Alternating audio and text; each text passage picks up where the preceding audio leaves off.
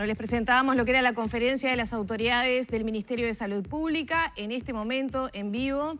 Más adelante, por supuesto, vamos a presentarles un resumen de lo que las autoridades están expresando en este primer día de vacunación. Ahora nos metemos en la primera entrevista de esta mañana porque vamos a hablar de la situación del INAU, porque recientemente, la semana pasada, presentó los resultados de un censo que se realizaron en los centros de 24 horas. Según los datos presentados, la violencia intrafamiliar explica casi la mitad de los ingresos de niños, niñas y adolescentes en estos hogares. Para conocer más detalles de estos datos y qué medidas se van a tomar a partir de ellos, es que recibimos al presidente de INAU, Pablo Audala. Buen día, bienvenido. Muy buenos y gracias días. por la espera también. Por favor, con mucho gusto. Gracias a ustedes por invitarme. ¿Sorprendió estos porcentajes de que el 49% de los niños que ingresan al sistema de protección de INAU son víctimas de algún tipo de violencia? A ver, capaz que es contradictorio lo que voy a decir. No sorprendió, pero nunca deja de impactar. ¿Por qué no sorprendió? Porque es un fenómeno que lamentablemente en el INAU lo constatamos cotidianamente. Por distintas vías, el incremento de la violencia lo registramos tanto a través de los llamados a la línea azul, las denuncias por el 0800 50 50, a través de los casos que anualmente atiende el CIPIAB, que es el Sistema Interinstitucional para el Combate a la Violencia contra los Niños.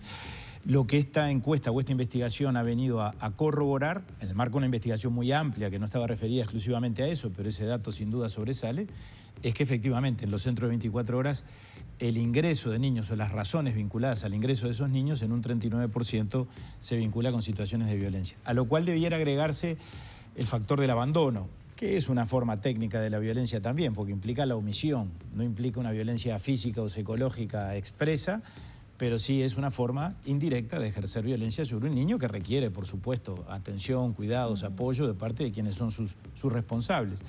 De manera tal que es un fenómeno preocupante. También me ha apurado a decir que, para no estigmatizar al INAU, esto no es un problema que padezcan o que sufran exclusivamente los niños que están institucionalizados. Yo creo que esto es reflejo de la violencia de la sociedad en general. Es decir, quienes no están y nunca estuvieron vinculados al INAU, seguramente sufren o han sufrido situaciones de violencia en una proporción equivalente. Acá no es un tema ni de clases sociales, ni de zonas territoriales del país o de Montevideo. Creo que es parte de un proceso de incremento de las violencias en general que, por supuesto, nos debe preocupar a todos.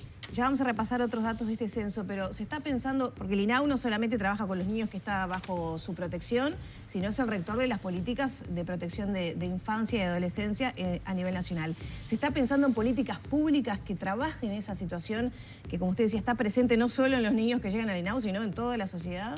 Bueno, sin duda. Yo creo que política pública es esto, es decir, es poner el tema en el centro. Con UNICEF estamos trabajando, este trabajo se hizo con UNICEF, la campaña para prevenir y denunciar y combatir la explotación sexual del año 2020 se inscribe en la misma dirección. Estamos trabajando en campañas de sensibilización. Yo creo que el tema de la violencia es un tema digamos, que la sociedad tiene que asumir como un problema de todos, no como un tema que debe quedar librado al INAU. El INAU lo pone arriba de la mesa, lo denuncia porque tiene acceso a las cifras y por lo tanto creo que plantea e informa descarnadamente sobre un problema que crece y que a todos nos interpela. Ahora, lo tenemos que abordar desde la interinstitucionalidad, para eso está el CIPIAB, en esto tiene injerencia el INAU, pero tiene injerencia el MIDES, la ANEP, ACE, la sociedad civil, y tenemos que asumirlo como un tema de responsabilidad compartida. Para combatirlo, cada ciudadano, cada uruguayo debe asumir ese problema como propio, aunque no esté padeciendo el problema de la violencia en su propia casa o en su propia familia. Porque, repito, me parece que es un tema de carácter general, que tiene que ver con el tipo de sociedad en la cual convivimos. Siempre se dice, y es verdad, por más que la frase está gastada, que la calidad de la sociedad se puede medir de acuerdo a cómo trata a los sectores más vulnerables, ¿no? A los adultos mayores y a los niños. Bueno, pero es verdad, es verdad. Y creo que a los niños, evidentemente, no los estamos tratando bien. Por lo menos los estamos tratando bastante peor de lo que ocurría antes. ¿Es así o ahora lo medimos, estamos más atentos y desnaturalizamos algunas situaciones que eran dadas como natural? Por ejemplo, golpear a un niño. Antes era natural, ¿no? Un correctivo, la autoridad paterna se imponía de ese modo y ahora es mal visto. Exactamente. Puede haber un poco de todo. Yo creo que, a ver, la vieja discusión del coscorrón, yo fui legislador cuando se modificó el Código de la Niñez y se estableció la prohibición de ejercer todo tipo de violencia o de conminación o de intimación física sobre un niño.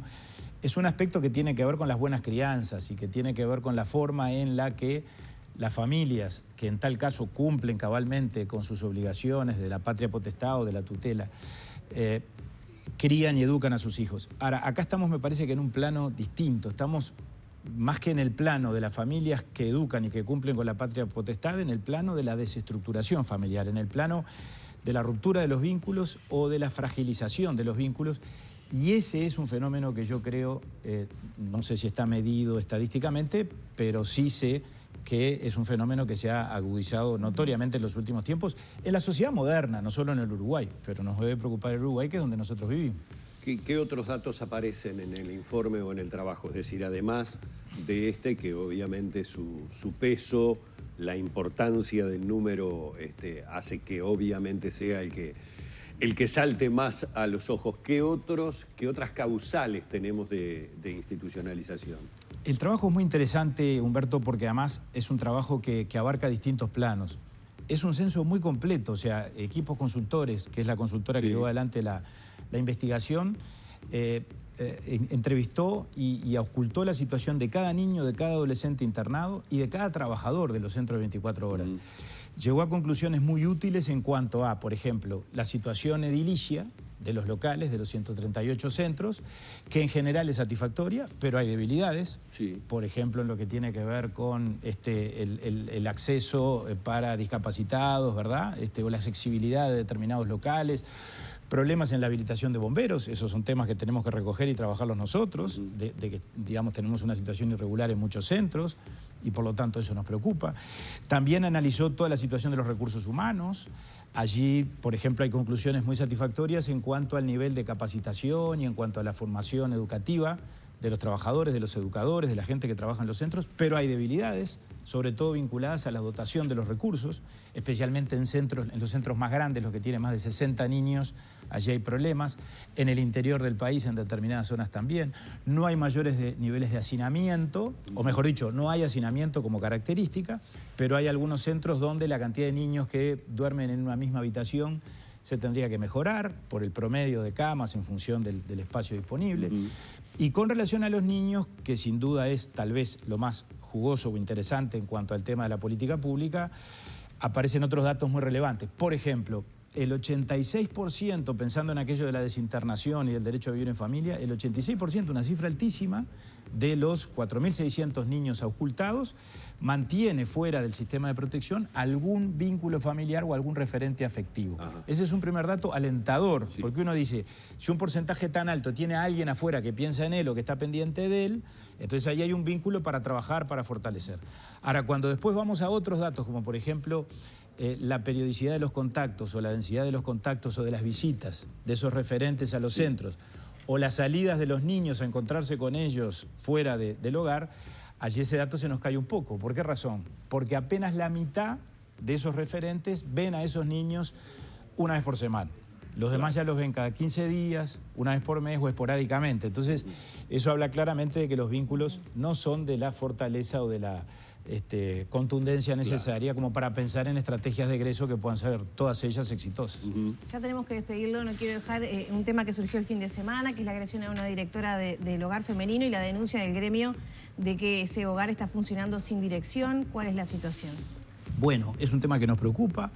Le asiste razón al sindicato, a Suinao. Yo ayer estuve en contacto con José López en cuanto a que en ese centro en particular tenemos una debilidad porque no es que no haya conducción, sino que la directora, por razones del contexto de pandemia en el que estamos inmersos, está certificada desde hace mucho tiempo y mantiene contacto con el centro, pero a distancia. Hay determinadas debilidades en ese equipo, vamos a trabajar por fortalecerlas. No es el único caso ni el único centro. Ayer estuvimos hablando de 2 casos concretos con Joselo y también con la directora de Montevideo y también con la directora general y con los demás directores de INAU. De manera que en eso vamos a estar trabajando. Aquí se dio una circunstancia desgraciada, un adolescente que después de una salida no autorizada se reintegró el día sábado y agredió a una trabajadora. Eso es injusto, está mal, es grave, no corresponde. La trabajadora además recibió una lesión, a raíz de eso fue hospitalizada. Por suerte se le dio de alta y bueno, y ahora se recupera en su domicilio. Pero desde luego son cosas que no deberían pasar, pero pasan y es nuestra responsabilidad trabajar para minimizar los riesgos y para mejorar la realidad. Muchas gracias por estos minutos con Arriba Gente. A ustedes, con mucho gusto. Cerramos por aquí entonces la entrevista con el presidente de INAU, Pablo Abdala, y nos vamos rapidito a una pausa. Son las 9 de la mañana, 51 minutos. Hay mucho más Arriba Gente para compartir con ustedes.